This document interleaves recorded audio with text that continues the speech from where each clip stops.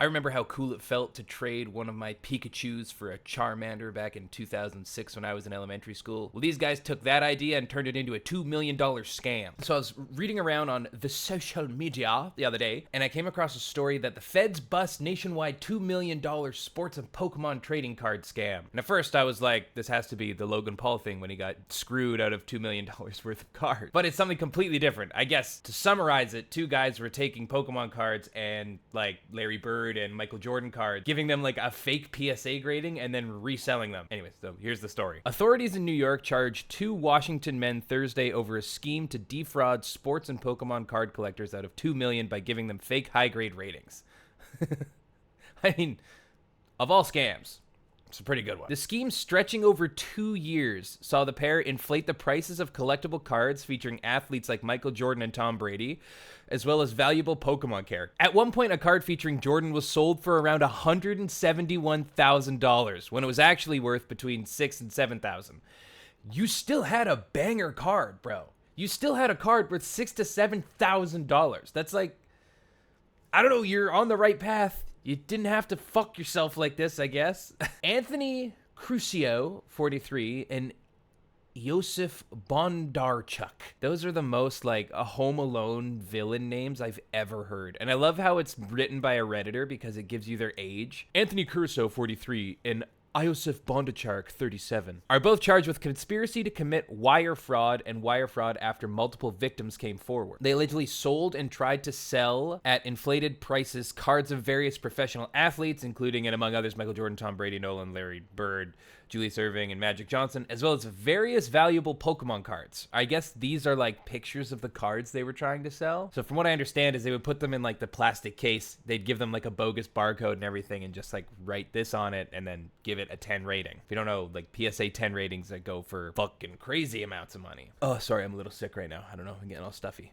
But yeah, I don't know if this is like fake ones or real ones. I'm going to assume this is like evidence that they put in, but I mean, pretty convincing. The pair allegedly worked together between 2022 and May 2024 to sell the cards to victims across the United States.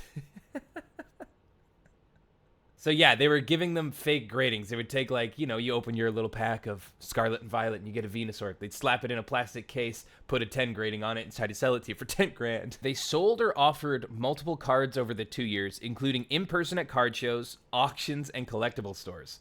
When the victims caught on to what they were doing and complained, the pair reportedly feigned ignorance and issued a refund before attempting to sell the same card to someone else.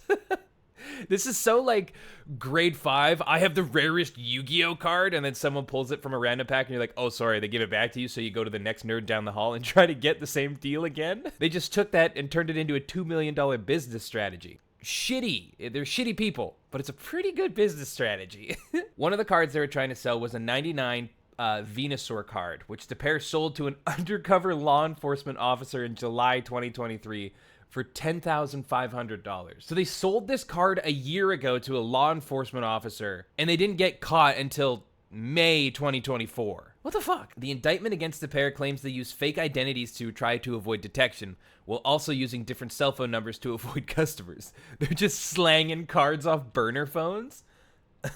At a car show in New Jersey, Crucio handed a potential victim a business card claiming to be Brendan Woolley. That's the fakest fucking grinder name I've ever heard. Which included a LinkedIn profile and a phone number. He was the one operating the fake profile, the indictment alleged. Okay. Following their arrest, FBI Assistant Director in charge James Smith, that's a fake ass name, that is the auto-gen name on Sims, said that the scheme resulted in $2 million in losses for victims. They got caught selling fake cards a year ago for 10,500 clams. They sold it to an officer and they didn't get arrested until the next year's May. They went a whole year after they had been caught by law enforcement. What took so goddamn long? This alleged scheme not only damages the reputation of a respectable authentication company, yeah, but the defendants' alleged actions also betray the trust and wallets of avid collectors. No shit.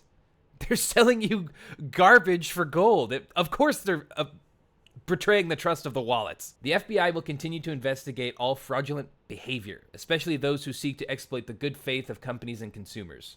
Have you looked at like Amazon or Walmart or any of these oligopolies we have in Canada? They all kind of do this shit, just with very smaller things. Crucio sounds like that Harry Potter curse. I don't know if I'm saying that right, but this guy from Redmond in Washington and Bondarchuk, that's kind of a sick last name, from Lake Stevens in Washington, each face up to 20 years in prison if convicted. Wow. All I can say is I'm happy I stopped faking the value of my Pokemon and Yu-Gi-Oh cards in grade 5. Whew. Anyways, I just want to talk about it.